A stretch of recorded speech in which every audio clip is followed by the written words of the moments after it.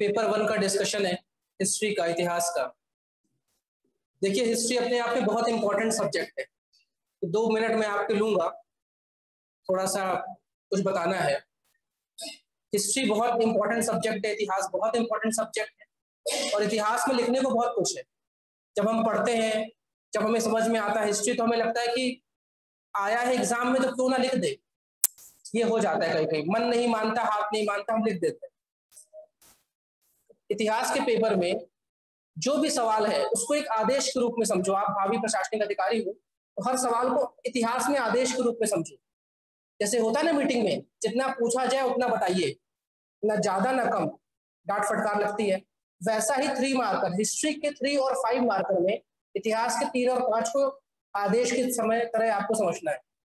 जो पूछा है वही बताना है, ना दाएं ना बाएं। अगर ऐसा करेंगे तो आप एक्स्ट्रा समय ले लेंगे लिखने में, आपको एक्स्ट्रा मार्क्स कट जाएंगे, जो मिलने होंगे ना वो भी काट लेंगे पेनाल्टी मार्क्स के रूप में, और 11 मार्कर में इफेक्ट आ जाएगा, 11 मार्कर आपको छूट जाएगा। तो ये ध्यान रखना है। इतिहास में खासकर लिखने को बहुत कुछ है, और कभी कभी होता ये कि हमें जो पता है वो शायद गलत पता है और हम गलत भी लिख देते हैं। यानी उत्साह बहुत रहता है इतिहास के पेपर में, तो उत्साह को कंट्रोल करना है। सवाल को 1 बार 2 बार 3 बार पढ़ो, सवाल को समझो पूछ क्या रहा है, उसके बाद अटेम्प्ट करो। बात समझ में आ रही? मैं कोशिश करूंगा लगभग हर सवाल को मैं बताऊंगा कि वो पूछ क्या रहा है। आपके सबके पास मॉडल आंसर है। मॉडल आंसर ही परफेक्ट आंसर नहीं है, आपने जो लिखा वो भी परफेक्ट है। इतिहास में कुछ भी परफेक्ट नहीं होता, ठीक है। अगर आपने सही ज्ञान बताया है तो हम आपको 3 में से 3 नंबर दे देंगे, 5 में 5 भी दे देंगे। तो शुरू करते हैं, ध्यान रखना है 3 और 5 मार्कर में आपको अपना अनुशासन दिखाना है, डिसिप्लिन। जो पूछा जाए वो बताओ। यहाँ पे अनुशासनहीनता करेंगे तो 11 मार्कर में दिक्कत आ जाएगी, और शुरू में ही इंप्रेशन खराब पड़ जाएगा कॉपी चेक करने वालों को, और वो आपको मार्क्स 11 मार्कर में भी कम दे देगा। यार ये तो बहुत ज्यादा लिखता है, फालतू की बातें लिखता है, ये ध्यान रखना है आप। चलिए शुरू करते हैं। हमारा पहला सवाल है प्रयाग स्तंभ लेख। प्रयाग स्तंभ लेख। अब इसका एक जवाब ये हो सकता है कि अशोक द्वारा बनाया गया एक स्तंभ लेख था, ठीक है, जिसमें बाद में समुद्रगुप्त ने के दरबारी कवि हरिशेन ने प्रयाग प्रशस्ति लिखी, बाद में अकबर ने भी इसमें काम किया। वो जवाब भी सही है। आप इलाहाबाद का ये जो स्तंभ लेख है प्रयाग, हाँ इसका एक और सवाल हो सकता है, इलाहाबाद का स्तंभ लेख, प्रयाग है इलाहाबाद है। दूसरा ये जो आपके पास मॉडल आंसर है, स्तंभ लेख के बारे में बताया गया है, पूछा गया है, तो आप बता सकते हैं कि इसमें प्रयाग प्रशस्ति लिखी है हरिशेन ने, जो कि समुद्रगुप्त का दरबारी कवि था, और उसने समुद्रगुप्त की जो वर्णन थे, खासकर जो युद्ध के वर्णन थे, उसका बखान किया है। आप अशोक का जिक्र करेंगे तो भी सही है, आप अशोक के स्तंभ लेख के बारे में इसमें बताएंगे तो भी सही है, आप हरिशेन का जिक्र करेंगे तो भी सही है, समुद्रगुप्त का जिक्र करेंगे तो भी सही है, अकबर का जिक्र करेंगे तो भी सही है। बात समझ में आ रही? लेकिन जिक्र करना है 1 से 2 लाइन, अपने आप को थोड़ा थामना है। ऐसे करेंगे 3 में 3 पूरे मिल जाएंगे। अगले सवाल पे चलते हैं। इत सिंह। इतिहास में व्यक्ति विशेष का बहुत ज्यादा महत्व है। अगर किसी व्यक्ति विशेष का जिक्र हुआ है, नाम आया है, तो आपको उसका वो कहां से था वो बताना है, और वो यहाँ क्यों आया है वो बताना है। जैसे इत सिंह एक चीनी यात्री था, ये आपको बताना ही है। किस समय आया था अगर पता है तो बता दो, 7वीं शताब्दी में आया था, और क्यों आया था। भाई इंसान आया है तो कहां से आया है, कब आया है, क्यों आया है, ये व्यक्ति विशेष में आपको लिखना है। तो ये बौद्ध धर्म के बारे में जानकारी लेने आया था। उस समय के जो प्रमुख विश्वविद्यालय थे, बौद्ध विश्वविद्यालय, उसका इसने भ्रमण किया। कोशिश करिए कम से कम 3 बातें लिख दीजिए। अगर नहीं लिख पा रहे 2 बातें लिखिए, लेकिन ये सारी 2 लाइन में ही होनी चाहिए। यानी आपको आपकी जो एक लाइन है उसके बीच में कॉमा लगा लगा लिखना पड़ेगा। आपका पूरा एक वाक्य जो है उसके अंदर 2-3 यानी मिश्रित वाक्य बना के आपको लिखना पड़ेगा। तो अगर व्यक्ति विशेष की बात आई है तो ध्यान रखिएगा कौन था, कहां से आया है, कब आया है, और क्यों आया है। बात समझ में आ रही? अब आप इसमें बताएंगे इत सिंह का पूरा नाम, वो इंपॉर्टेंट नहीं है। अगर आपने पढ़ लिया विकिपीडिया से, आपने नाम बताया, वो इंपॉर्टेंट नहीं है। इत सिंह का जिक्र हुआ है तो इत सिंह इसलिए ज्यादा फेमस हुआ है कि वो बौद्ध धर्म की जानकारी लेने चीन से आया था, इसलिए फेमस है। तो हमें वही बातें बतानी है। अगले सवाल पे चलते हैं। सप्त सिंधु प्रदेश, ये किसी जगह का नाम है। तो भाई जगह का नाम है तो कहाँ की जगह है ये बताना है। फिर सप्त संध्याओं में 7 संध्याओं क्या है ये बताना है, ये नदियां हैं। और अगर उस क्षेत्र से जुड़ा हुआ कोई किसी की बसाहट रही है, कोई विशेष चीज हुआ है वो बताना है। ये मैं आपको तरीका बता रहा हूँ कैसे अटेम्प्ट करना है। लोग कहते 3 मार्कर में हम लिखे क्या सर, बहुत कुछ तो है बताने को, क्या लिखे, यही लिखना है बस, अपनी कलम को थामना है। तो आपने बताया सप्त सिंधु प्रदेश मतलब 7 नदियों का प्रदेश, जो कि भारत के उत्तर पश्चिमी क्षेत्र का है। और यहाँ पे शुरुआत में आर्यों ने बसाहट की।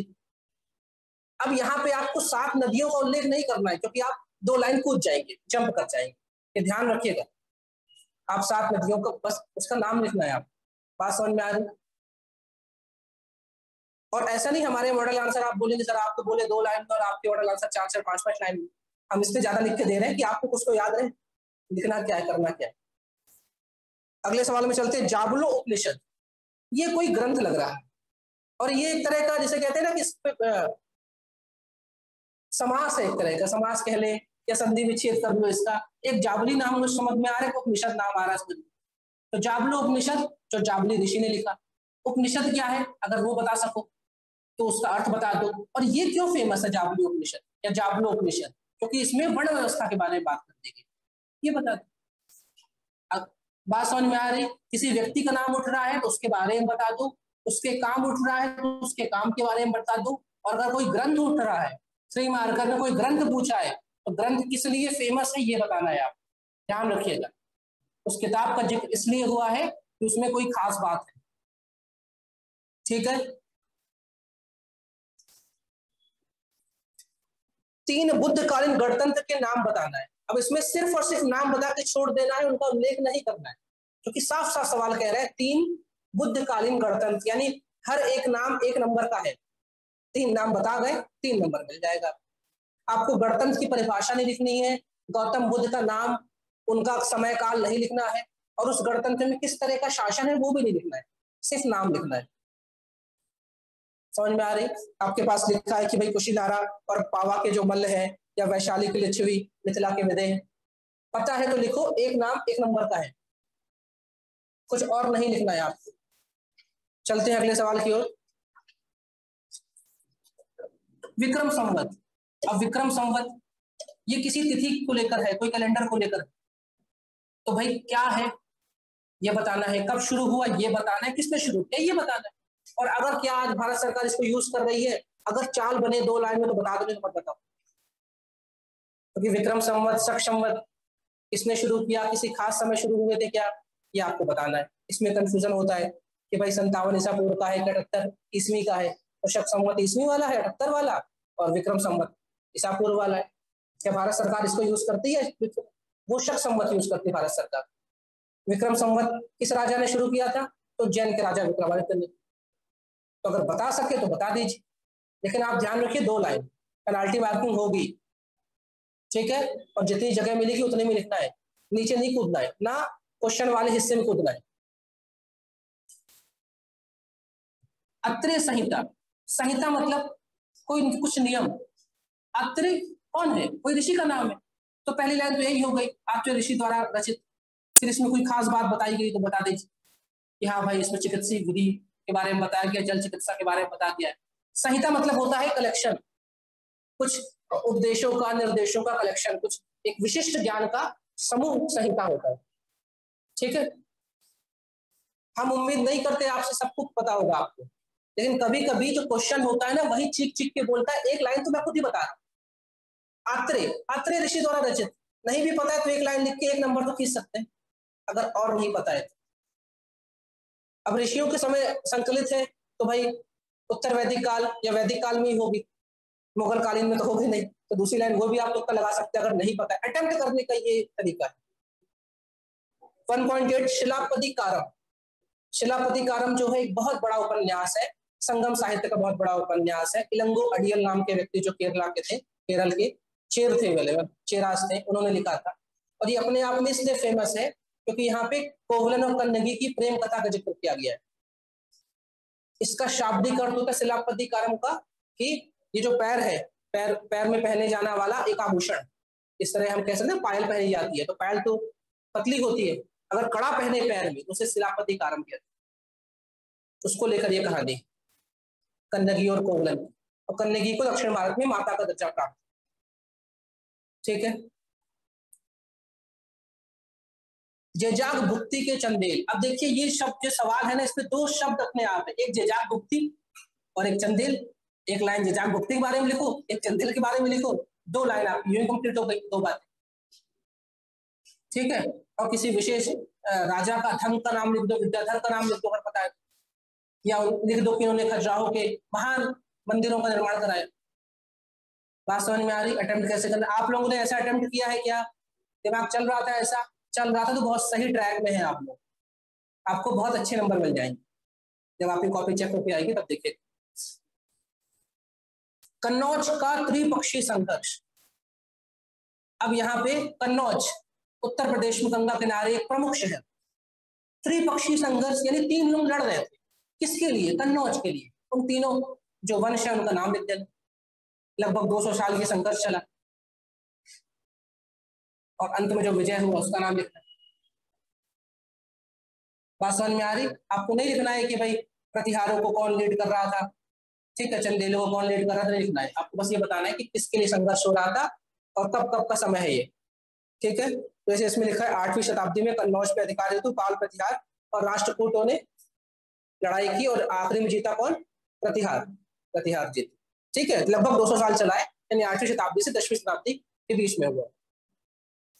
नचना कुठार का मंदिर 2 जगह, इसमें 2 बातें हैं, एक तो मंदिर है और दूसरा नचना कुठार।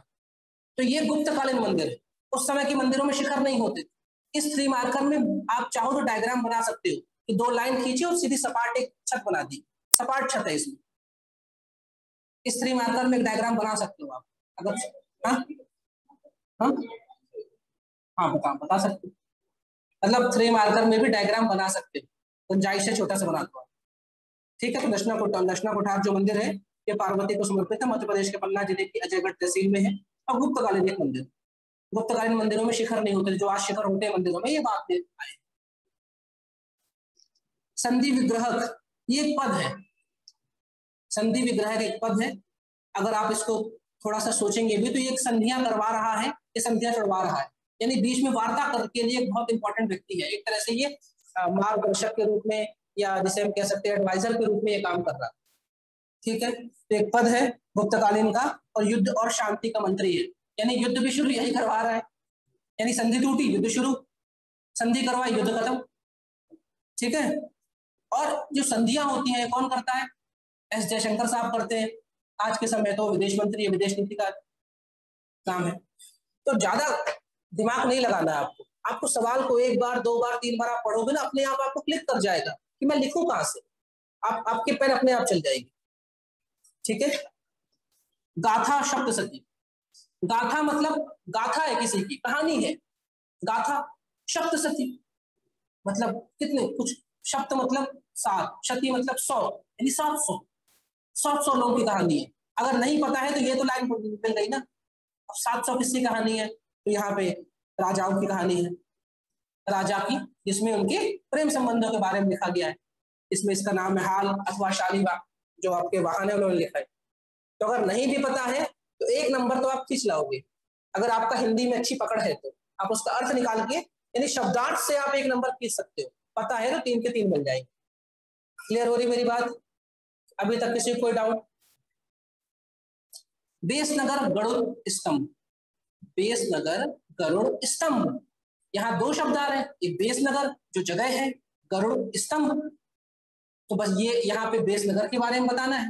बेसनगर मतलब विदिशा या भेलसा, गरुड़ स्तंभ। अब भाई गरुड़ क्या है? एक पक्षी है जो कि भागवत धर्म का एक महत्वपूर्ण चिन्ह माना जाता है। इस स्तंभ को विदिशा में किसने खड़ा किया? उसका नाम पता है तो बता दीजिए। यूनानी जो राजदूत था हेलियोडोरस, उसने खड़ा किया, वो भागवत धर्म माना।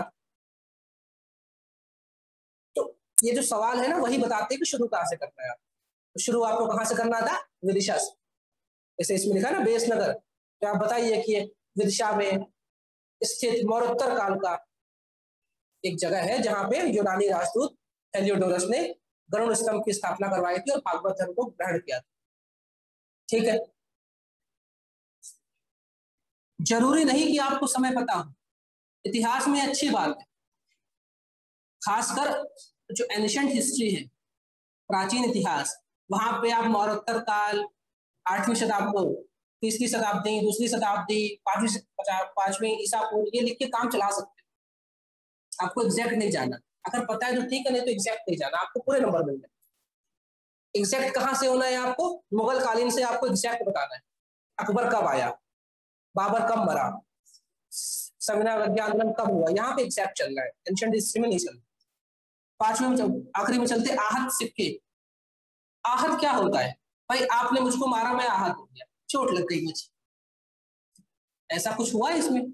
सिक्के हैं जिसपे, इनको पंच मार्क्स कहते हैं, इसको हमने प्रेशर लगाया, इसमें दम ताकत लगाई और इसमें कुछ निशान छोड़ दिए, ये है आहत सिक्के, जिन्हें पंच मार्क्स पॉइंट भी कहते हैं।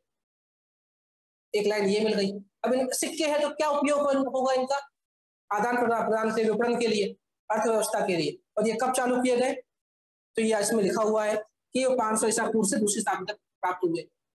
ठीक है, अब सिक्के किससे बनेंगे, धातु से बनेंगे। अब धातु आपको जो जो याद आ रही लिख दो, जो आपको पता है कि आपने सिंधु कालीन सभ्यता में पढ़ा था कि ये धातु मिल रही है, अमूमन हर धातु के सिक्के ढाले गए हैं। ठीक है, आहत मतलब इसमें निशान बनाया गया है, कुछ सांचा है उसको गर्म किया गया और उसको सिक्के धातु में रखा गया तो उसमें निशान। समझ में आ रहा? 3 मार्कर, 3 मार्कर 45 नंबर का है, आप 45 में से 40 पा सकते हो। आप 11 मार्कर में 40 नहीं खींच पाओगे, यहाँ पे 40 मिनट में 40 खींच लोगे। और यहीं से जो इंप्रेशन बनेगा ना, तो जो एग्जामिनर है वो आपके 5 मार्कर में भी थोड़ा सा लिबरल हो जाएगा, नरम पड़ जाएगा, 11 में भी नरम पड़ जाएगा। 11 में आपको 7-7 नंबर दे जाएगा, उससे ऊपर नहीं पाओगे आप, इतिहास में खासकर। और यहाँ हाँ,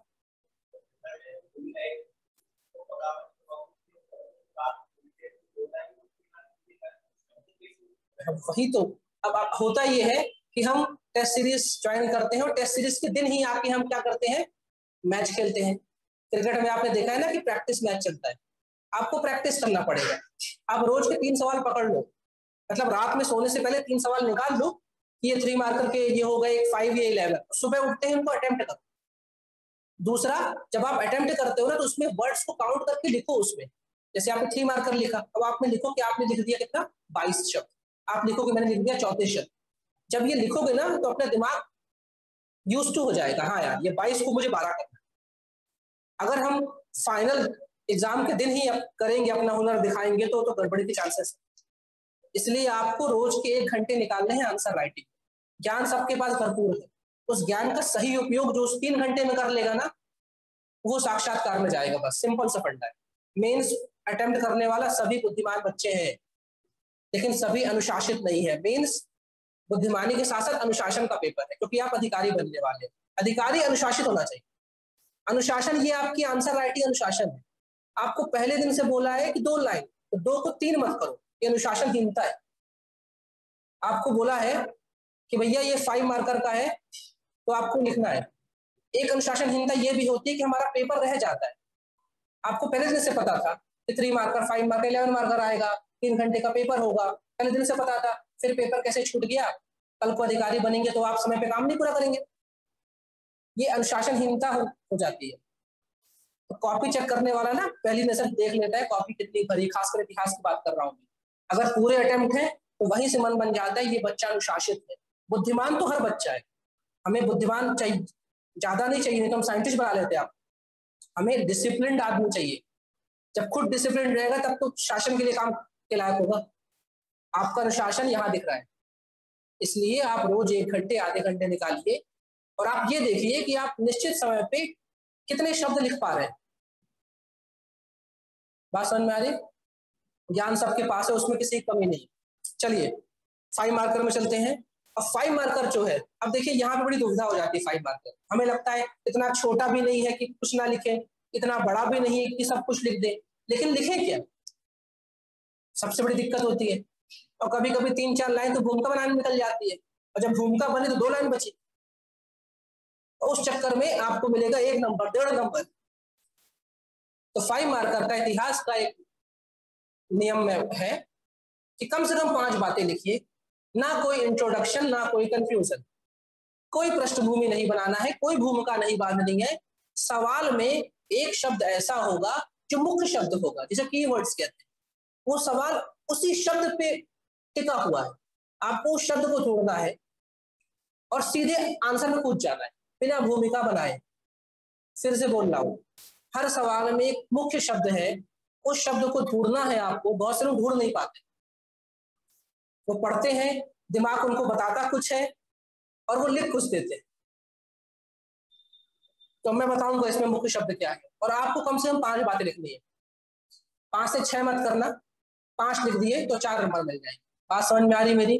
5 मार्कर में मुख्य शब्द है, मैं बताता हूँ क्या क्या है। इस सवाल में चलते हैं। बौद्ध धर्म में प्रचलित 10 शीलों का संक्षिप्त वर्णन कीजिए। बौद्ध धर्म में प्रचलित 10 शील, ये है मुख्य शब्द, 10 शील। बस आपको सिर्फ 10 शील बताने हैं, बौद्ध धर्म नहीं बताना है, गौतम बुद्ध नहीं बताने। ध्यान रखिए, इसमें 10 शील है, वो भी संक्षिप्त है, यानी शील का नाम लिखो और चाहे तो 2-3 शब्द लिख दो उसके बारे में बस। इसमें अगर आपने गौतम बुद्ध डाला आपके मार्क्स कटेंगे, इसमें आपने बौद्ध धर्म डाला आपके मार्क्स कटेंगे। समझ रहे हैं मेरी बात? इसमें मुख्य शब्द क्या है? 10 शील। 10 शील का उद्देश्य क्या है वो भी नहीं बताना। फिर से बोल रहा हूं, उद्देश्य भी नहीं बताना है। 10 शील लिखते लिखते ही 5 मार्कर हो जाएगा, आपकी लाइन खत्म हो जाएगी। बात समझ में आ रही? 10 शील पता है लिखिए, नहीं तो जितने पता है वो लिखिए। अगर आपको उनके अर्थ में डाउट है कि मुझे हल्का सा डाउट हो रहा है, तो अर्थ मत लिखो, चलेगा, लेकिन गलत मत लिख देना।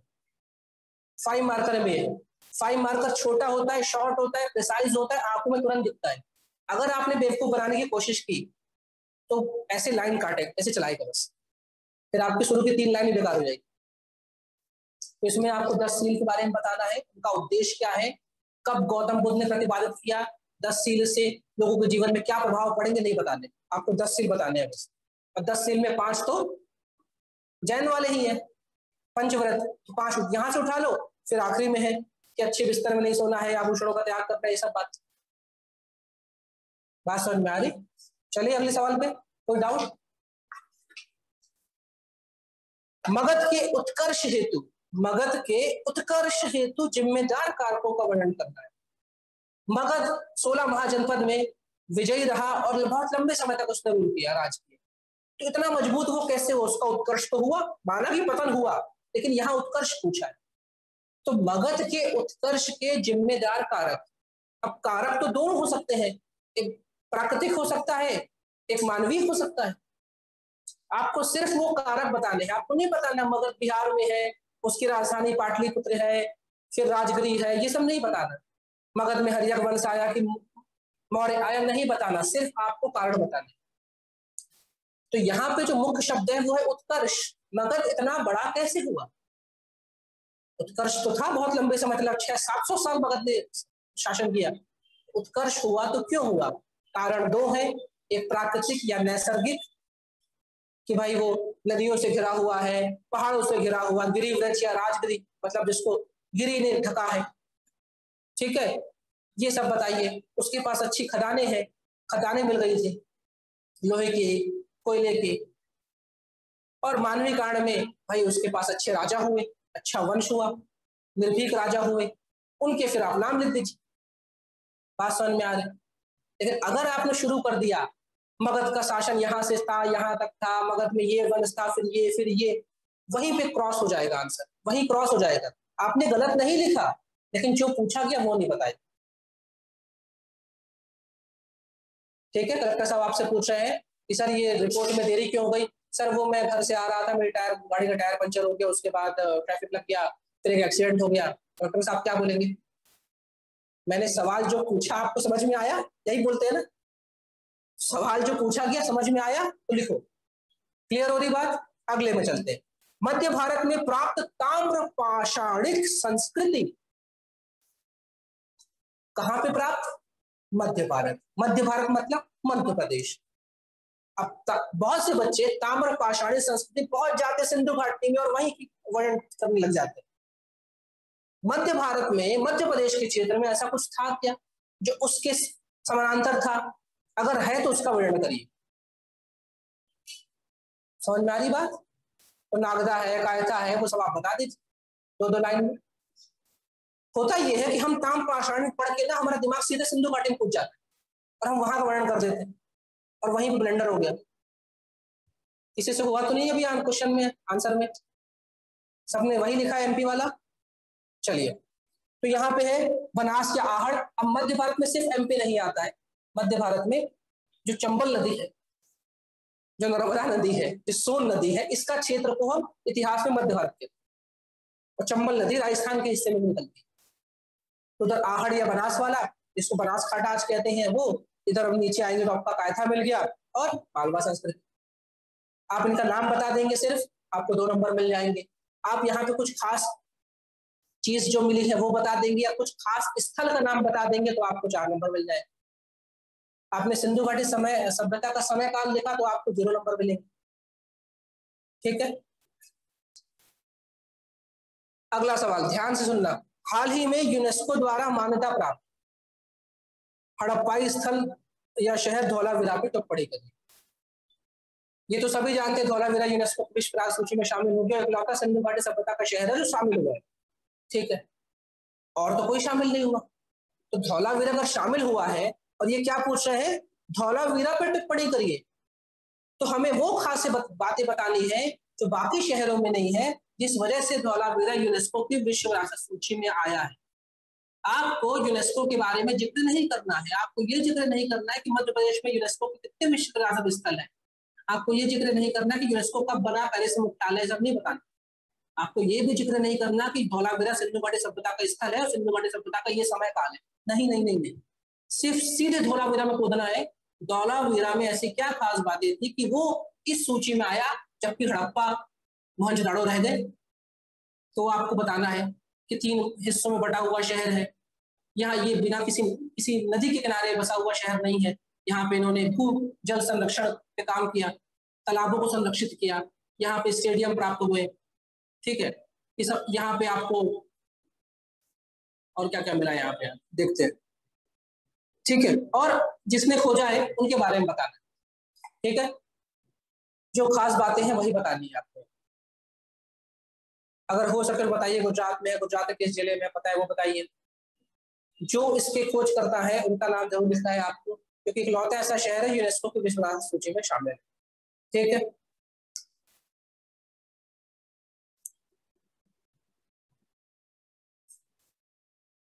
अगले सवाल में चलते हैं। समुद्रगुप्त की विजय नीतियों पर प्रकाश डालना है। विजय नीति, ये है मुख्य शब्द, विजय नीति। नीति नीति, पॉलिसीज पूछ रहा है, नीति पूछ रहा है, विजय अभियान नहीं पूछ रहा है, नीतियां पूछ रहा है कि वो क्या क्या नीतियों का उपयोग करता था, राजाओं को हराने में, डराने में, धमकाने में, अपने अधीन करने में। नीतियां पूछ रहा है, पॉलिसीज पूछ रहा है। आपको सिर्फ और सिर्फ उसकी नीतियां बताना है। अगर आपने कुछ और बताया है तो मार्क्स नहीं मिले।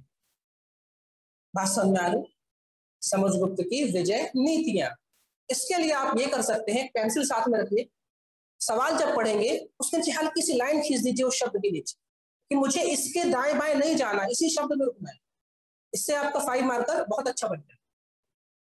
ठीक है, विजय नीतियों के बारे में जिक्र करना है आप। पूरा स्टैटिक सवाल है।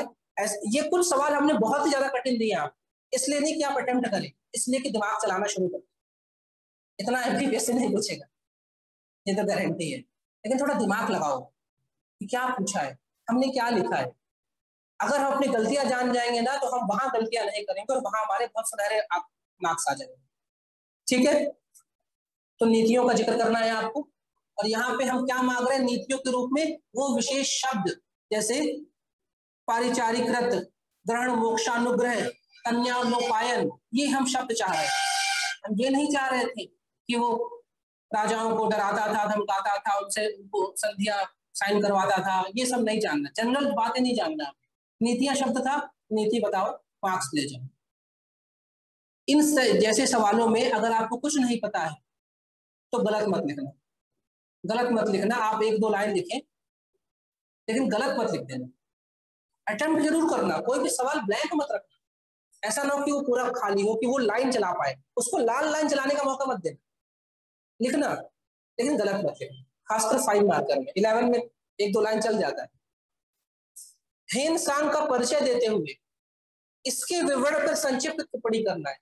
अब यहाँ पे सवाल को मैं दोबारा पढ़ता हूँ। हेन सांग का परिचय देते हुए, परिचय भी देना है, यानी कहाँ से आया, क्यों आया, ये है इसका परिचय, इंट्रोडक्शन, अपने बारे में बताइए। फिर संक्षिप्त टिप्पणी करना है। टिप्पणी मतलब इसने भारत में आके क्या किया, भारत में आया, बहुत लंबे समय तक रहा, हर्षवर्धन के साथ रहा, कुंभ करवाया, नालंदा में पढ़ाई की, वहां पे शिक्षा भी ली, दीक्षा भी ली, अध्यापन कार्य भी किया, तो वो हिस्सा आ जाएगा टिप्पणी में। और आया कहाँ से, चाइना से। आया क्यों, कब आया, क्या उद्देश्य लेकर आया था, ये हो गया उसका परिचय। पहले परिचय बताना है, फिर टिप्पणी करना, ठीक है। यहाँ पे हर्षवर्धन का जिक्र नहीं करना है। यहाँ पे आपकी कहानी सिर्फ हेन सांग पे चलेगी, क्यों कन्नौज में रहा, फिर इलाहाबाद में रहा, फिर नालंदा गया, जो किया उसने वो आप बताना है, ठीक है। बात क्लियर हो रही। इस सवाल के 2 हिस्से हैं। पहला परिचय, तो शुरू करने में आप ऐसा बता सकते हैं, हेन सांग का परिचय, आपने 2 लाइन लिख दी।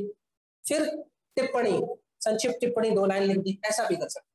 इससे क्लियर हो जाता है कि हाँ आपको समझ में आया इस सवाल के 2 हिस्से। गुप्तोत्तरकालीन सामाजिक स्थिति का वर्णन करना है। गुप्तोत्तरकालीन यानी गुप्त काल बीत गया,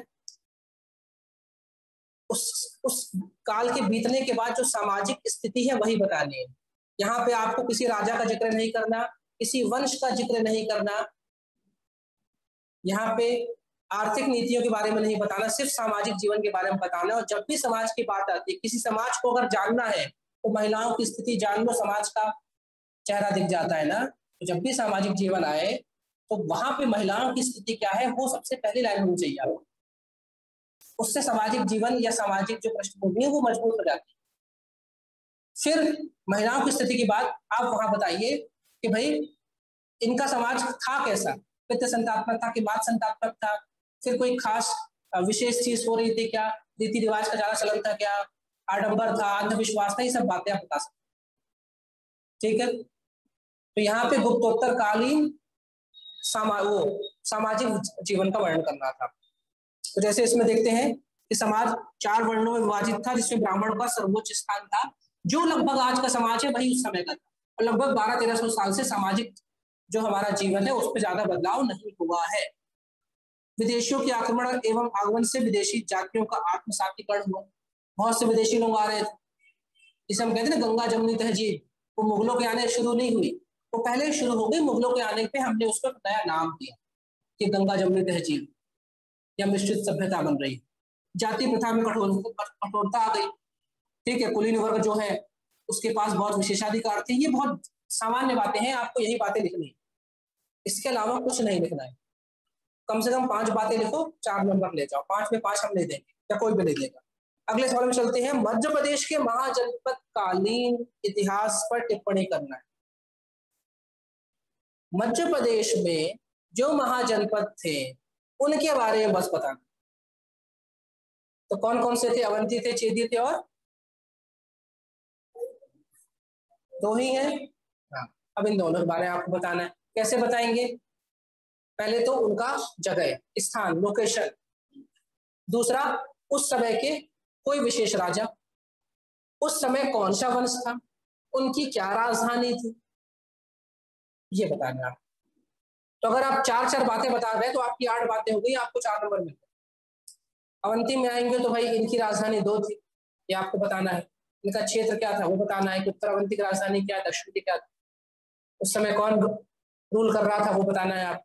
और हो सके इस सवाल में बहुत ज्यादा डिमांड है मैप की, आपको एक एमपी का छोटा सा मैप बनाना है इस सवाल में, और 2 बिंदी लगानी है। एक आपको इधर जो बुंदेलखंड वाला एरिया है वहां बिंदी लगानी है, और एक आपको इधर मालवा साइड लगाना, और उधर लिखना है आपको चेदी, इधर लिखना है अवंती। ये इतना कर दोगे ना तो ये मैप ही 1.5 नंबर उठा देगा। तो ऐसा खासकर मध्य प्रदेश का इतिहास कभी आए तो कोशिश करो एमपी का एक मैप बना, बहुत अच्छे नंबर, सुनहरे नंबर मिल जाएंगे आपको। आपका आंसर बाकी सामान्य आंसरों से थोड़ा अलग हो जाएगा, क्योंकि लोग सोचते नहीं कि हिस्ट्री के पेपर में सर मैप क्यों बनाए, मैप तो हर जगह बनाओ। ये आपकी बातें बहुत आसान तरीके से हमको बोल देगा, और हम अगर मेरा 2 सेकंड भी बचेगा तो मैं आपको 1 नंबर एक्स्ट्रा दे जाऊंगा, ठीक है, क्योंकि उसको भी अकेली कॉपी नहीं है आपकी, उसके पास 10 का ढेर लगा है, उसे भी घर जा रहा है, ठीक है, फोन बज रहा है, कुछ हो रहा है। तो चेदी के बारे में, अवंती के बारे में आपको बताना है। हमने मैप नहीं डाला है, आप डालिएगा।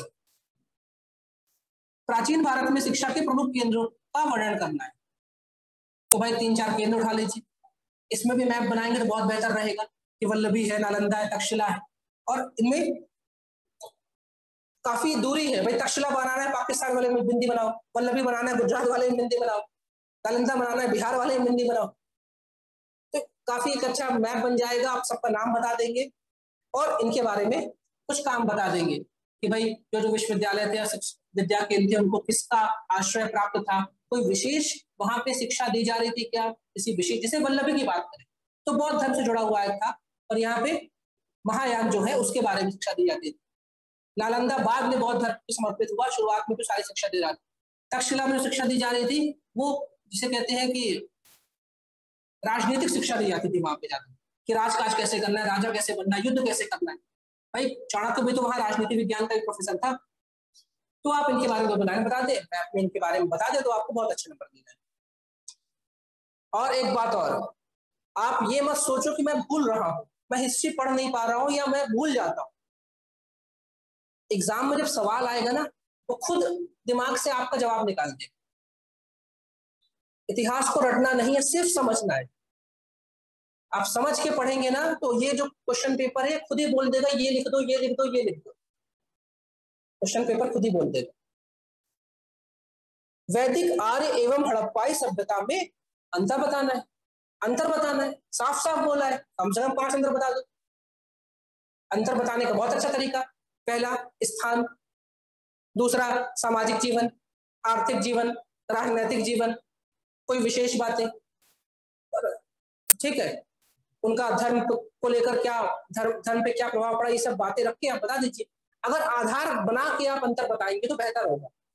आधार समझ रहे हैं ना, सामाजिक जीवन इनका कैसा था उनका कैसा है, आर्थिक जीवन इनका कैसा था उनका कैसा है, धार्मिक जीवन इनका कैसा था उनका कैसा है, आधार बना के बताएंगे तो एक अच्छा माना जाता है कि आपने अंतर अच्छा बताया, ठीक है। तो ये तो काफी आसान सवाल है, अगर समझ में आ जाए।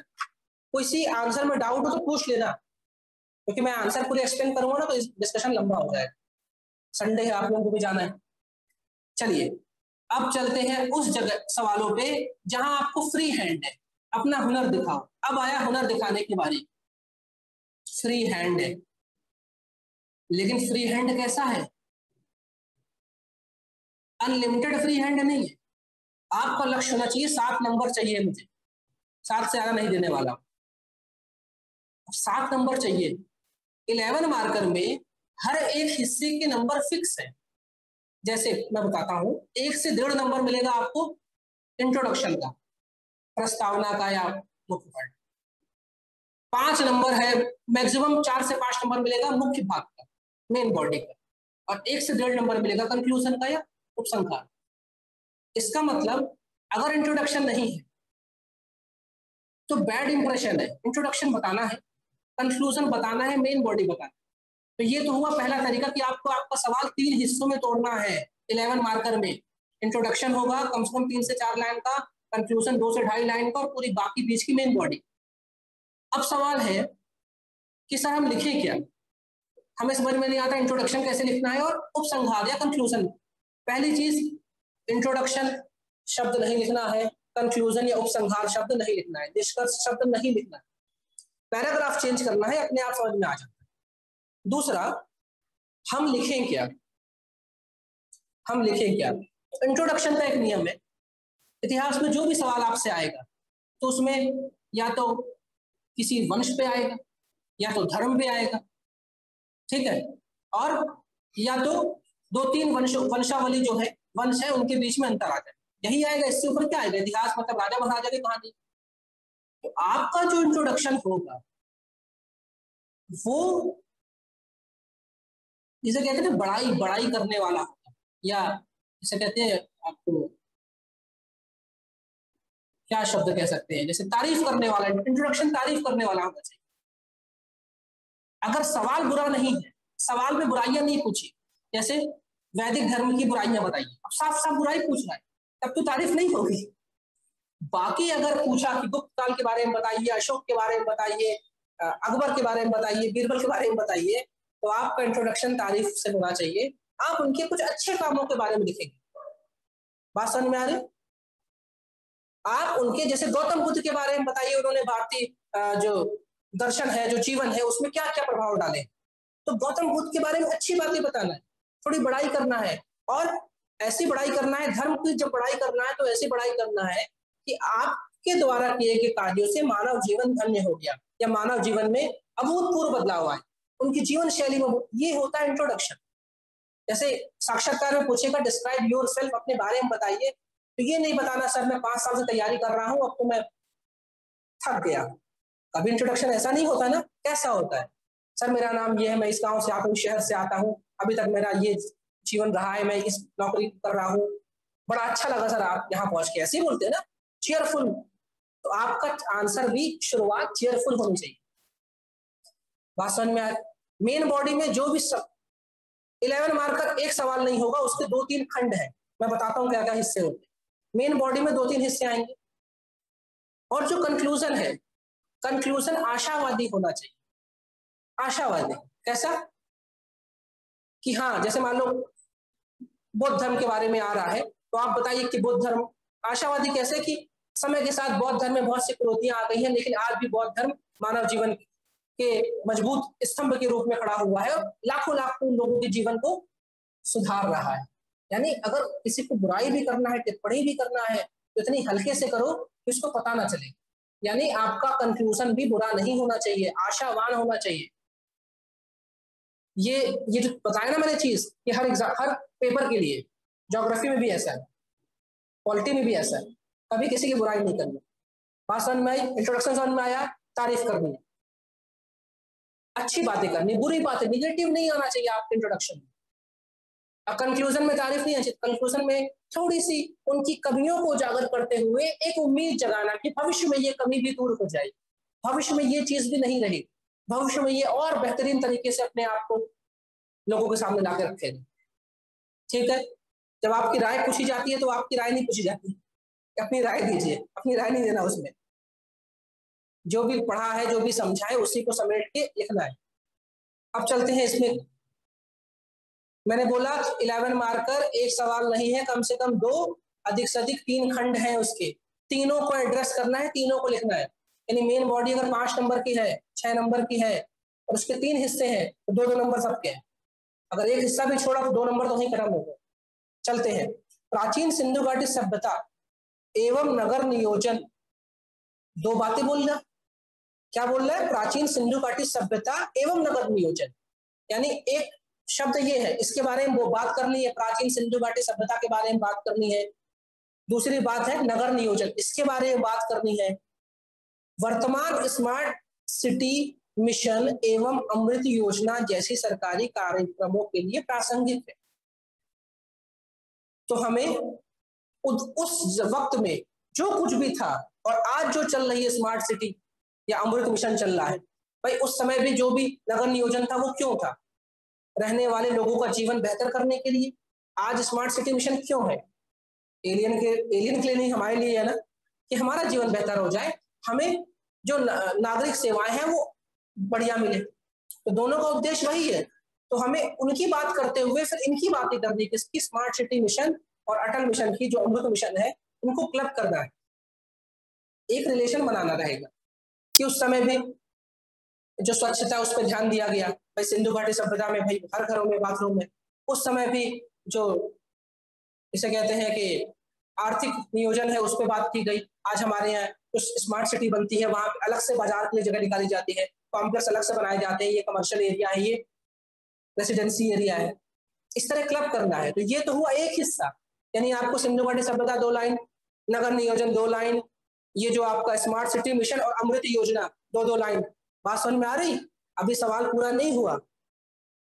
इस पर अपने विचार प्रकट करना है। ये जो है ये एक पैराग्राफ बनेगा जिसमें आप इन सबको एक करोगे। पहले क्या आपने सिंधु घाटी सभ्यता बताई कि ये सभ्यता कब थी, कहाँ थी, क्या कर रही थी। उस सभ्यता के भीतर नगर नियोजन, चाहो तो एक मैप बना देना ग्रिड सिस्टम वाला कि ऐसे घर थे, ऐसी रोड थी, ऐसी नालियां। उसके बाद अगले पैराग्राफ में आप अमृत मिशन और स्मार्ट सिटी मिशन के बारे में बताएंगे। मोदी जी ने कब शुरू किया, अमृत योजना क्या है, फुल फॉर्म क्या है अमृत का, Atal mission for regeneration urban transformation, अगर पता है तो बताओ, इसके अधीन हम किस किस सेवाओं को ले रहे हैं। ठीक है, ये बताया।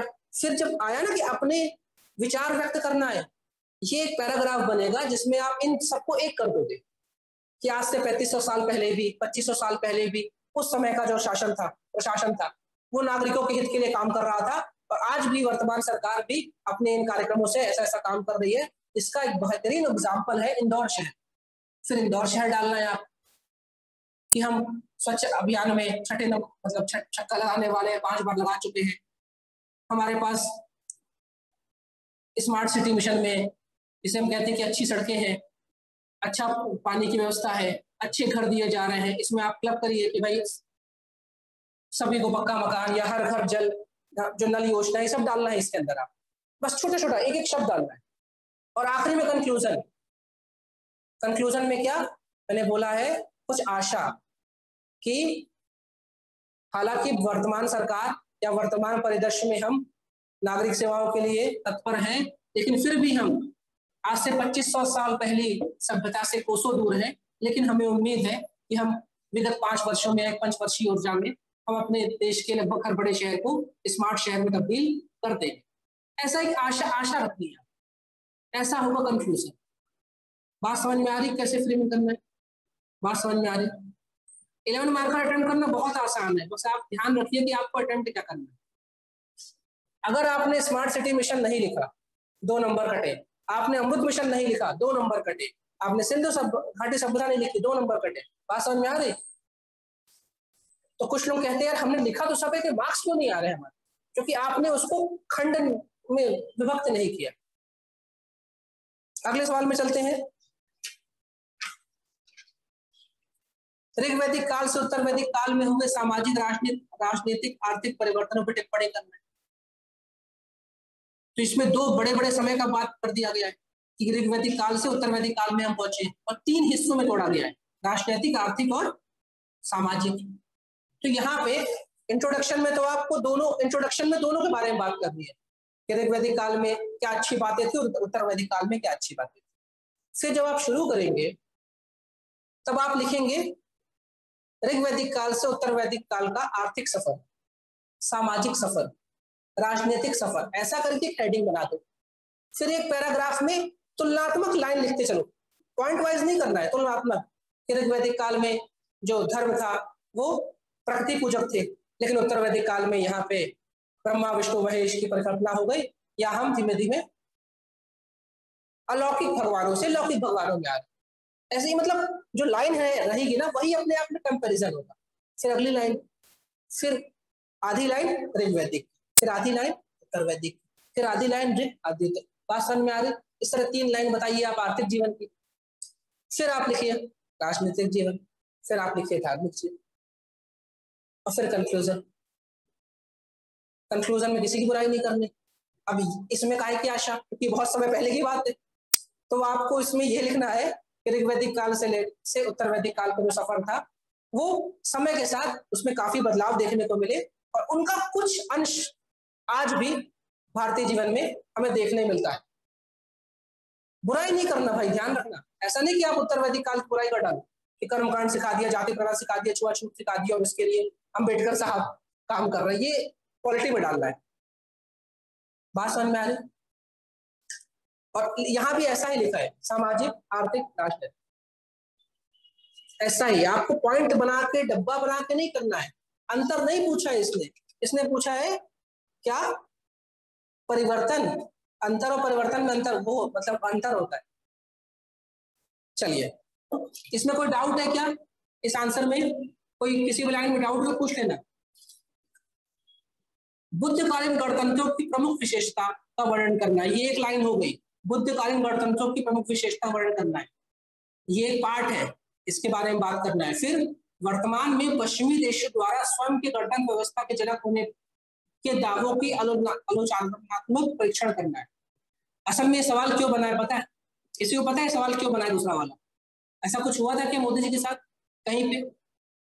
मोदी जी गए थे अमेरिका आज से 1.5 महीने पहले, डेमोक्रेसी समिट में, लोकतंत्र समिट में। वहां पे जो बिडेन साहब बोलते हैं दुनिया को डेमोक्रेसी हमने सिखाई, हमने लोकतंत्र सिखाया, डेमोक्रेसी। फिर मोदी जी ने वहां पे एक भाषण दिया, बड़ा ऐतिहासिक भाषण, कि भारत लोकतंत्र की जननी है, Bharat, India is a mother of democracy. लोकतंत्र हमारे यहाँ जन्मा है। कैसे? बुद्धकालीन समय से गणतंत्र बन के बैठे हमारे यहाँ। तुम्हारे यहाँ डेमोक्रेसी कब आई? अमेरिकन रिवॉल्यूशन के बाद, अमेरिकी क्रांति के बाद। अभी तुम 400 साल पुरानी बात लेकर बोलते हो कि तुम फादर हो, तुम प्रणेता हो, और हम 3000 साल पहले ये काम कर चुके। तो दुनिया भर में हल्ला उठ गया था। इसलिए जो सेकंड पार्ट है ना, वो इसलिए घुसा है कि दावा कर रहे हैं पश्चिमी देश कि वो लोकतंत्र के जनक, उनके दावों को खारिज करना है हमें। कैसे खारिज करेंगे? वो जो 3 मार्क पर सवाल था ना, लिच्छवी, मल्ल वाला, कुशीनारा वाला, वो सब इस पर डालना है। और गणतंत्र किस तरह काम करता है वो बता। बात समझ में आ रही? इसके 2 हिस्से हैं। कभी कभी इतिहास भी करंट अफेयर से क्लब करके आएगा, तो थोड़ा सा अवेयर रहना कि देश विदेश में हो क्या रहा है, क्या पता इतिहास में सवाल आ जाए। तो यहाँ पे वही बातें बताई गई है कि बुद्धकालीन गणतंत्रों की प्रमुख विशेषता बतानी है। तो जो गणतंत्र है उनके बारे में आप बताइए, और कैसे शासन हो रहा था। गणतंत्र का शासन कोई अलग नहीं है, कई समितियां बनी हुई थी, समितियों के काम पर बटे हुए थे। दूसरा, वहां पे राजा नहीं होता था, या होता भी था तो नाम मात्र का। उसके लिए जो मंत्रिमंडल था, जो सलाहकारी समिति थी, वो उसको सलाह देती थी, जो उसके लिए बाध्यकारी, उसको बाध्यता कि आपको ये काम करना है। तो नॉर्मल ज्यादा दिमाग से लगाना है, आपको लिख देना। दूसरा पार्ट मेन है। इस सवाल में वो व्यक्ति वो बात जानना चाहेगा कि ये बवाल क्यों हुआ है। और अगर किसी ने लिख दिया कि हाल ही में डेमोक्रेसी समिट में मोदी जी ने जाके पश्चिमी देशों के धरती में जाके पश्चिमी देशों को फटकारा और कहा भारत लोकतंत्र की माँ है, क्योंकि हमारे यहाँ बुद्धकालीन के समय से गणतंत्र व्यवस्था चल रही है, वहीं भी वो दिल जीत लेगा एग्जाम में। क्योंकि एग्जाम में लगेगा ना ये बंदा कितना अवेयर है। इतिहास के पेपर में भी इसने करंट अफेयर्स क्लब किया ना, जोड़ा।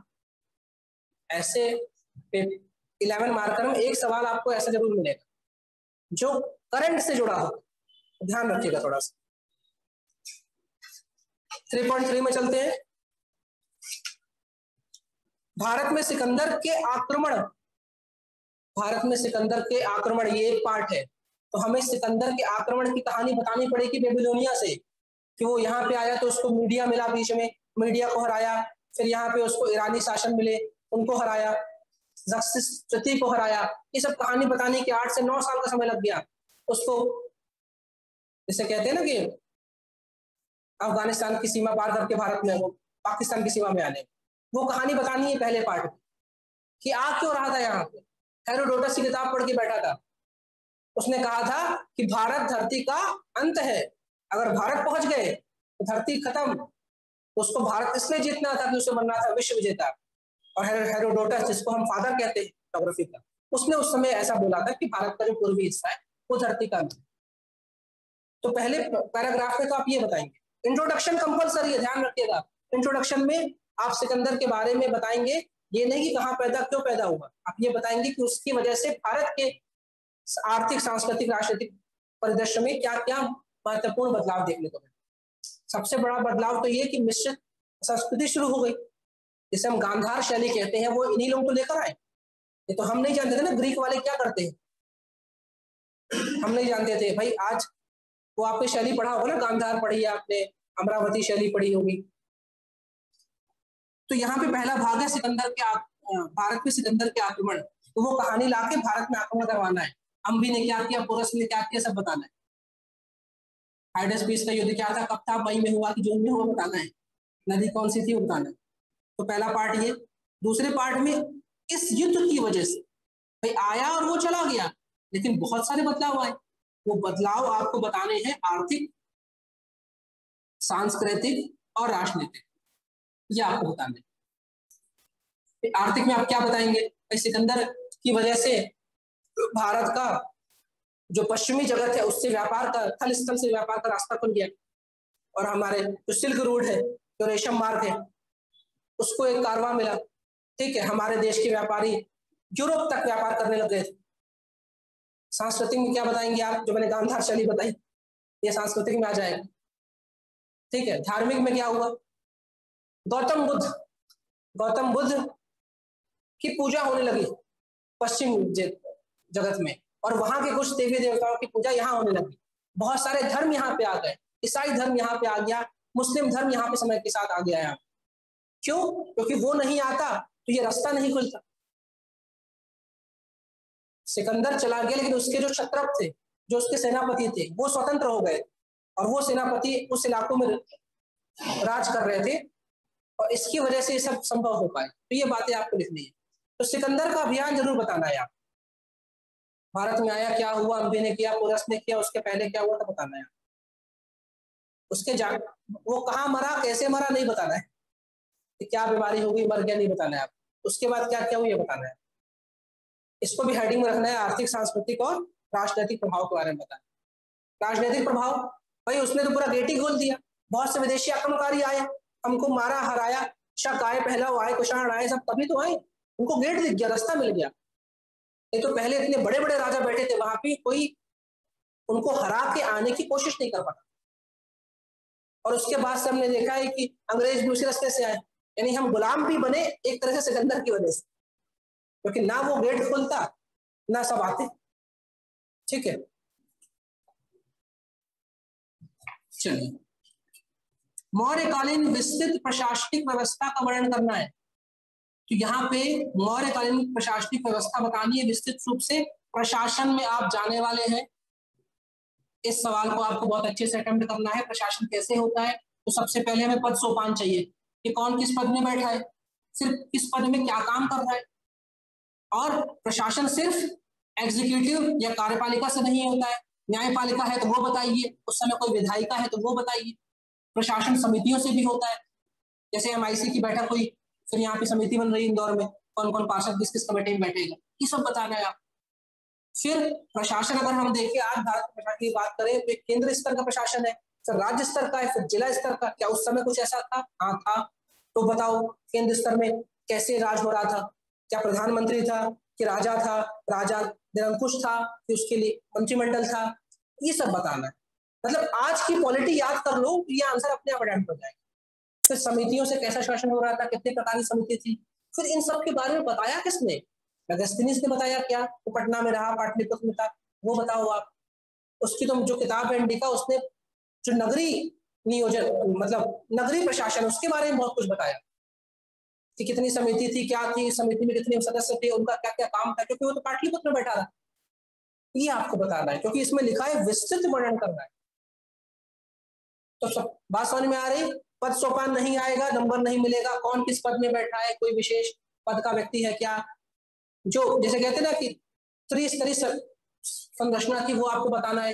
केंद्र स्तर में क्या था, केंद्र क्या था उस समय? पाटलिपुत्र था। फिर वो प्रांतों में बटा हुआ था, क्या प्रांत का मुखिया कौन था, प्रांत कैसे चल रहा था, फिर जिले थे क्या, जिले में कौन बैठा था, सब बताना है आप, क्योंकि इस सवाल की जान ही वही है, विस्तृत वर्णन करना है। समझ में आ रही बात? दूसरी इसमें क्या बोला है? एवं इसकी वर्तमान प्रासंगिकता को बताइए। तो है भाई प्रासंगिक क्या? आज का पूरा प्रशासन मौर्य प्रशासन की हमें परछाई लगता है, क्योंकि प्रतिबिंब लगता है। भाई उस समय केंद्र स्तर की प्रशासन था, राज्य था, जिला था। आज हमारे पास केंद्र है, राज्य है। उस समय भी राजा निरंकुश नहीं था, आज भी नहीं है। आज तो वैसे राजा नहीं। हाँ, उस समय समितियों के माध्यम से काम होता था, आज भी होता है। उस समय भी विधायिका थी, न्यायपालिका थी, आज भी विधायिका न्यायपालिका थी। ये सब बताना है यार। तो कंपैरिजन ऐसा करना है, प्रासंगिक है, बिल्कुल है। और तब प्रासंगिक में आप बताएंगे वर्तमान में केंद्र सरकार, राज्य सरकार, जिला सरकार, केंद्र सरकार का मुखिया, राज्य सरकार का मुखिया, जिला सरकार का मुखिया। इसका एक तरीका और हो सकता है, आप एक चार्ट बनाइए। चार्ट में इधर लिखिए केंद्र सरकार, केंद्र, राज्य या प्रांत, इधर जिला, फिर ऊपर लिखिए मौर्य प्रशासन, फिर इधर लिखिए वर्तमान प्रशासन। और ऐसा भी लिख देंगे ना तो एक कंपैरेटिव एक तरह से एनालिसिस हो जाएगा कि मौर्य प्रशासन का केंद्र स्तर कैसा था, राज्य का कैसा था। वो भले आपका आधा पेज ले लेगा, लेकिन आपका आंसर बहुत बढ़िया हो जाएगा।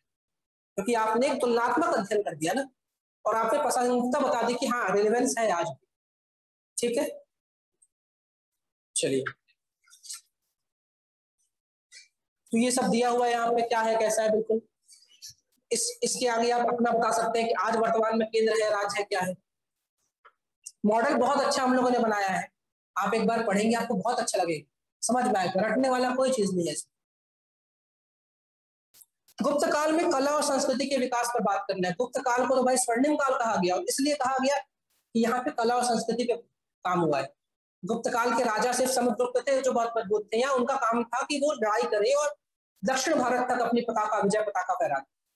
लेकिन बाकी राजाओं ने तो भाई कला संस्कृति में बहुत काम किया, वही आपको बताना है। तो इसके आपके दो हिस्से करने, एक कला वाला पार्ट पूरा, आधे से एक पेज कला में चला जाए, और दूसरा संस्कृति वाला पार्ट। तो इसमें आपको उस समय कोई साहित्य लिखा गया वो बताना है, रचना प्रधान मंदिर जो है वो सब बताना है आपको। उस समय कोई विशेष धर्म को लेकर कोई काम हो रहा था वो बताना है, कोई मंदिर बन रहे थे वो बताना है। ठीक है, ये सब चीजें आपको बतानी, और ये तो काफी आसान है, आप बता सकते हैं। 11 मार्कर में एक बात और है, जब इस तरह के सवाल आए ना तो आपके पीछे रफ कार्य का पेज दिया हुआ है। रफ कार्य के पेज में पहले से लिख ले कि मैं कला के अंदर कौन कौन से पॉइंट लिख सकता हूँ। दिमाग को जोर लगा दे भले 20-30 सेकंड कि मैं कला में क्या क्या डाल दूंगा, संस्कृति में क्या क्या डाल। उससे क्या होगा, आपको एक लय मिल जाएगी कि हाँ मैं ये पॉइंट हो गया, अब इस पॉइंट को, अब इस पॉइंट को, अब इस पॉइंट। रफ कार्य इसलिए आप करिएगा।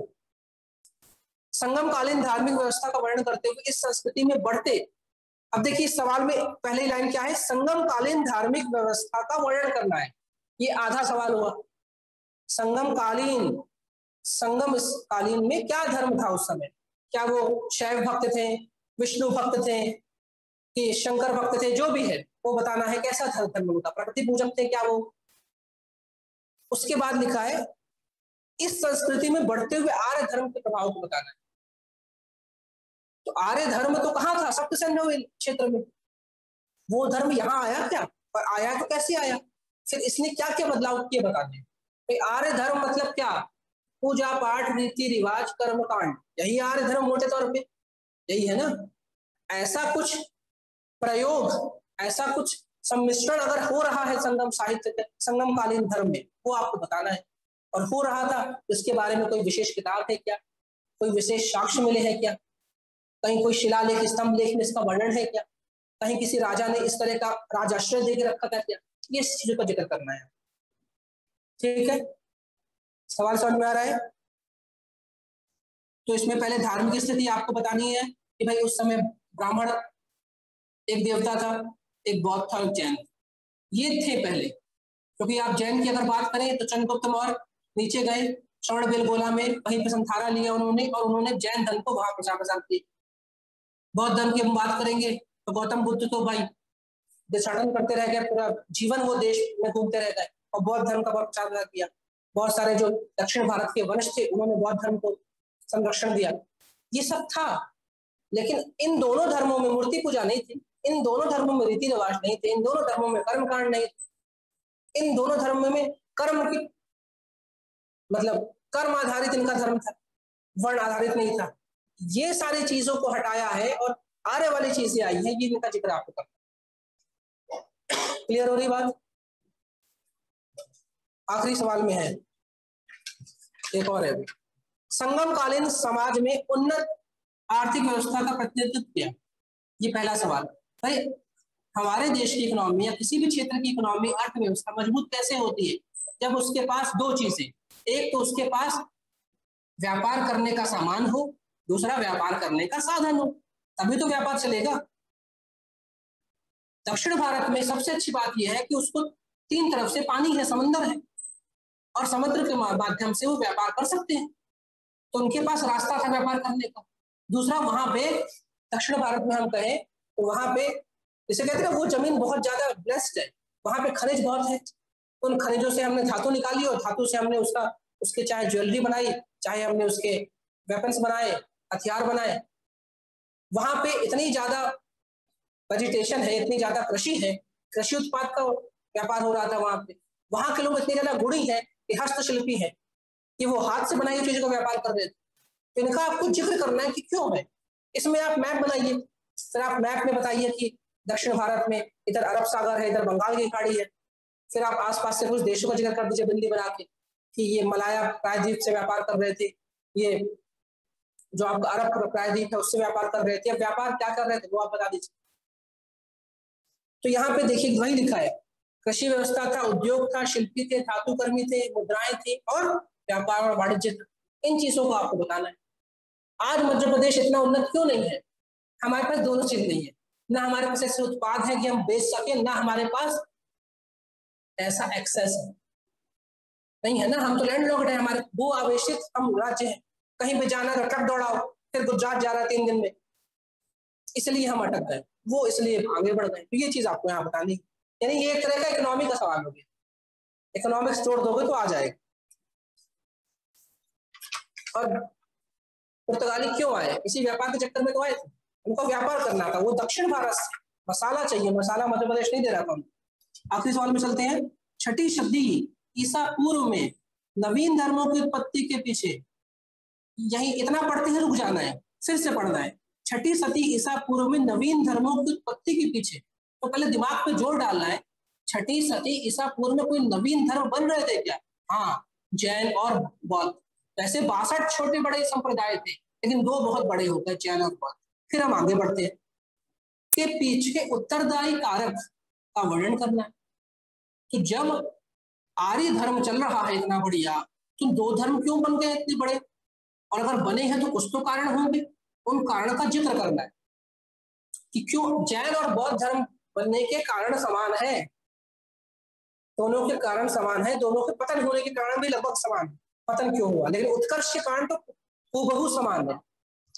दूसरा, तत्कालीन ब्राह्मण धर्म, ब्राह्मण धर्म मतलब आर्य धर्म। देखिए ब्राह्मण कौन होता है? जो वेदों की रक्षा करे, जो वेदों का ख्याल रखे, उसे ब्राह्मण कहते हैं। और वेद क्या है? आर्य धर्म। भाई वेदों से जो धर्म निकला वही वैदिक धर्म। वेद किसने लिखे? आर्यों ने, तो वो आर्य धर्म हो गया। ब्राह्मण ही वेदों का पाठ कर रहा है, ब्राह्मण ही वेदों का दान कर रहा है, आपको बता रहा है, इसलिए उस धर्म को कहीं कहीं ब्राह्मण धर्म कहा गया, कहीं कहीं उसी धर्म को ब्राह्मण धर्म कहा गया। जो आर्य धर्म है वही वैदिक धर्म है, जो वैदिक धर्म है वही ब्राह्मण धर्म है। कुछ कुछ चेंजेस हो गए, बदलाव हो गए, परिवर्तन हो गए।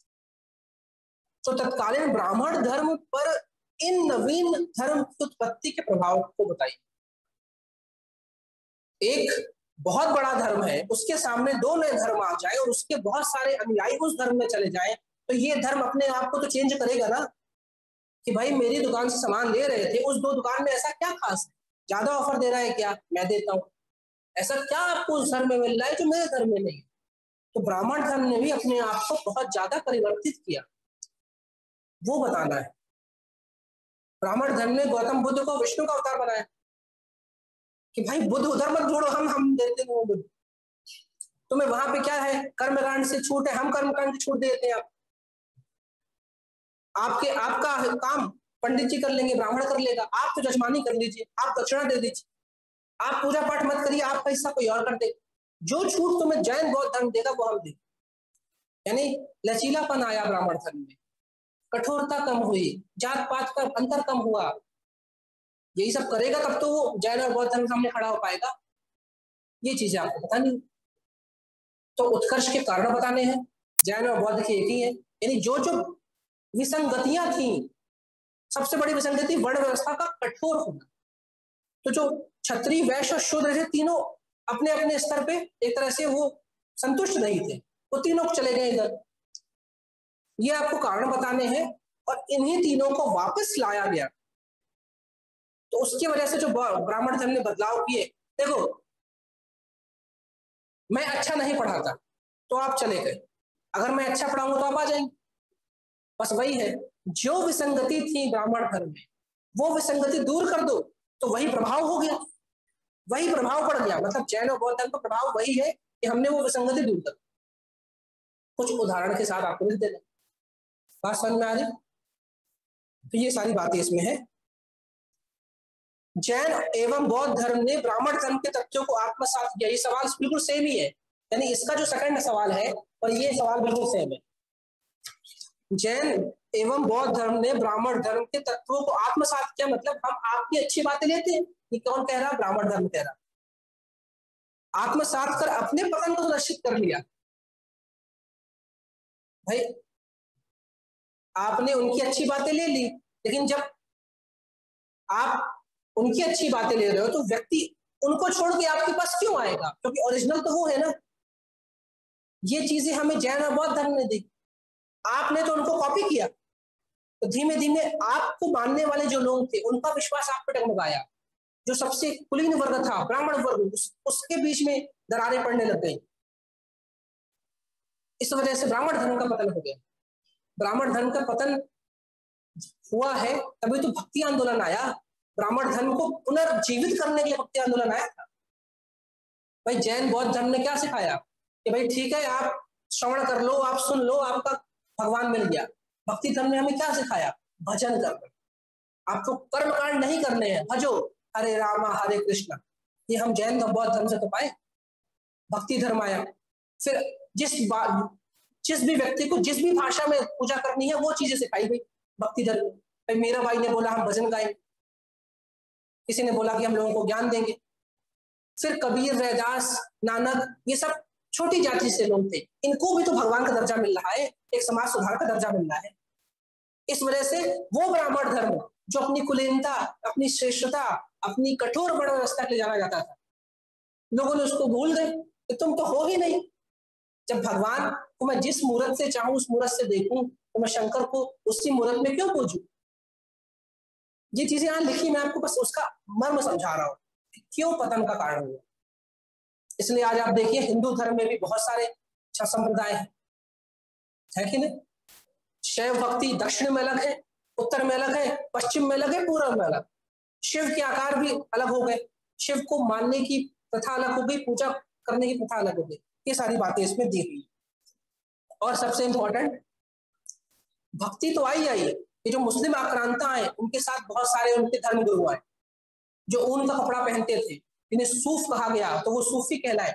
उन्होंने बोला कुछ नहीं करना आपको, आप तो गाना गाओ और गोल गोल घूमो, भगवान ऐसे मिलेगा। तो लोगों को और अच्छा लगा, तो बहुत से लोग तो हिंदू से मुस्लिम बनने लगे, धर्मांतरण होने लगा। तो ये सब कारण थे कि ब्राह्मण धर्म जो 1000 साल से चला रहा था वो बिगड़ गया।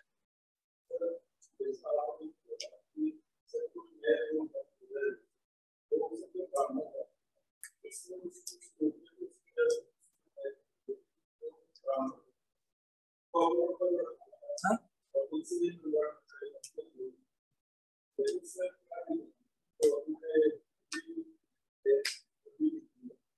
पूर्वी मतलब उत्तर भारत, उत्तर पूर्वी। हाँ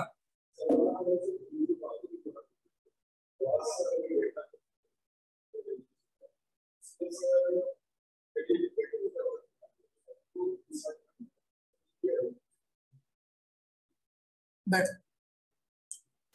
जो आर्य धर्म है, आर्य मतलब होता है श्रेष्ठ, और श्रेष्ठ आया था वर्ण से। वर्ण मतलब होता है रंग, और रंग कौन था? गोरा। गोरे कौन थे? आर्य, जो आए थे दक्षिण मध्य एशिया से। और यहाँ के जो लोग थे वो द्रविड़ हो गए, वो म्लेच्छ हो गए, वो शूद्र हो गए, क्योंकि उनका रंग दबा हुआ था, अपना रंग दबा हुआ है, अपन उस तरीके से लाल पूरे नहीं। तो शुरू में ब्राह्मण धर्म की नींव वैसी चली थी, बाद में उसने धीमे धीमे आत्मसात किया, लेकिन उन्हीं लोगों को किया जो कि प्लेन एरिया में रहते हैं, या जो कि जैसे कहते हैं ना कि प्लेन और पठार एरिया में रहते हैं। जंगलों में रहने वालों को आदिवासी तक कहा गया कि तुम तो जंगल में रहते, वन में रहते हो। जैसे जंगल में राम जी को वनवास हुआ तो वो श्राप था कि जाओ, तुम कहाँ जाओ? वन में रहना बुरी बात है क्या? लेकिन कहा गया वनवास करो, यानी एक तुम्हें दंड दिया गया, वनवास। तो वनवासी जो है वो तो वैसे ही समाज के बहुत निचले स्तर में था, मतलब वो शूद्रों से भी नीचे था। जो वो पूरी बेल्ट है उत्तर पूर्वी की, वो कैसी हिमालयन बेल्ट है, वहां सिर्फ जंगल है, वो क्या हुए? वनवासी हुए।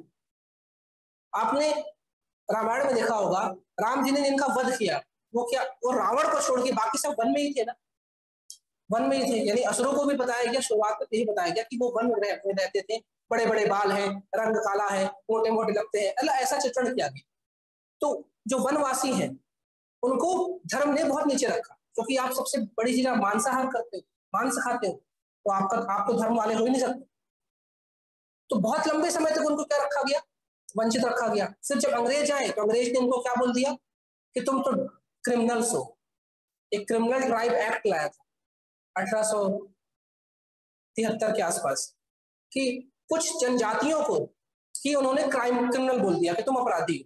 और उनमें से वो खासकर थी जो इन घने घने जंगलों में रहती थी, क्योंकि जब भी लकड़ी काटने जाए, इमरती लकड़ियां, तो ये खड़े हो जाए कि भाई काटने नहीं देंगे, तो भाई इनको देखो जेल में डालो। मतलब अगर आप भूटिया हैं तो आप जेल में जाओ, आप मुंडा है तो आप जेल में जाओ, आप संथाल है तो आप जेल में जाओ। मतलब कहीं भी अपराध होगा संथाल नहीं किया, अगर संथाल में हुआ है। तो लोग इतने त्रस्त हो गए कि उन्होंने बोला करें क्या हम, देखो हमारा धर्म ने हमें आज तक अपनाया नहीं, इसलिए देखिए उनकी अलग भगवान है। हम गोंड बैगा को भी देखते हैं, भीलों को देखते हैं, उनके भगवान भी अलग है, बूढ़ा देव, दूल्हा देव। शंकर को पूछते हैं लेकिन इनके भी एक कुल देवता है, ऐसे उधर भी है। तो उन्हें जो रेगुलर धर्म है उसने कभी आत्मसात नहीं किया, हमेशा वनवासी रखा। बाद में अंग्रेजों ने बोला कि ठीक है भाई, तुम वैसे ही क्रिमिनल हो, ट्राइब हो, अगर तुम्हें अच्छा जीवन जीना है तो पहले ईसाई धर्म में आ जाओ और हम तुम्हारे बच्चों की अच्छी एजुकेशन करा देंगे, उनको काम दे देंगे। और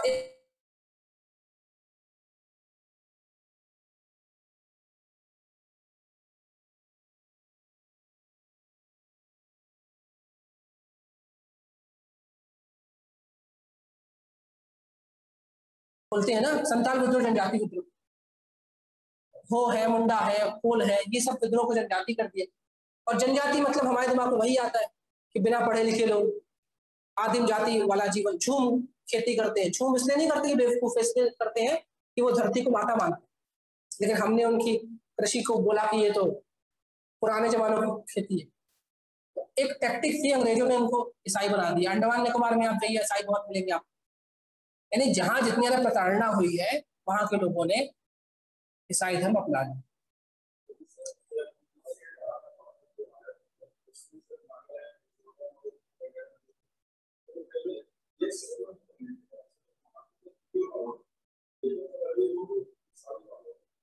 देखो असल में क्या है, अंग्रेज भारत से गए नहीं, एंग्लो इंडियंस की सीट अभी तक थी, अब जाके अमेंडमेंट करके हमने उसको बंद किया कि हम आरक्षण नहीं बढ़ा रहे। तो ये हमेशा से मजबूत थे। और इंसान को अच्छा जीवन चाहिए, अच्छा जीवन कहाँ मिलेगा, कॉन्वेंट स्कूल में मिलेगा, अच्छी पढ़ाई मिलेगी। कॉन्वेंट स्कूल में हमें एडमिशन ही नहीं मिल रहा क्योंकि हम आदिवासी है, लेकिन हम जोरावर से जब जॉन बने तो हमें एडमिशन मिल गया, हमारे बच्चों को 10,000 रुपए की राशि मिली, हमको एक काम मिला पहले चपरासी का। तो भाई नमस्ते से oh my God bless you करने में क्या बुरा जाता है। इसलिए यानी अच्छे जीवन की तलाश में उन लोगों ने धर्म बदला, क्योंकि जो ये मेन लैंड इंडिया है, मुख्य भारत है, इन्होंने उनको कभी अपना माना है, इसलिए।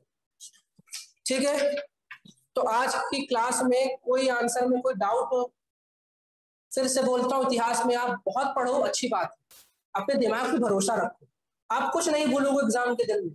दिमाग पे भरोसा रखो, सवाल को 2 बार 3 बार 4 बार पढ़ो, 3 मार्कर में जितना पूछा जाए उतना बताओ, 5 मार्कर में मुख्य शब्द ढूंढो, और 11 मार्कर में प्रश्न, इंट्रोडक्शन, मुख्य मुख्य भाग और कंक्लूजन, ये होना चाहिए।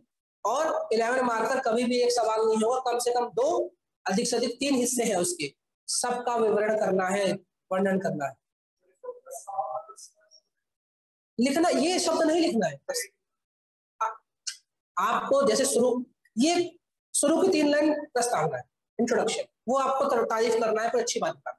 आखिरी की 3 लाइन इंट्रोडक्शन, कंक्लूजन, ये शब्द लिखे जाते हैं ऐसे में, ये प्रस्तावना है, ये कंफ्यूजन है, ये ऐसे नहीं है ना, लेकिन ऐसे से कम भी नहीं है। ठीक है, चलिए, थैंक यू।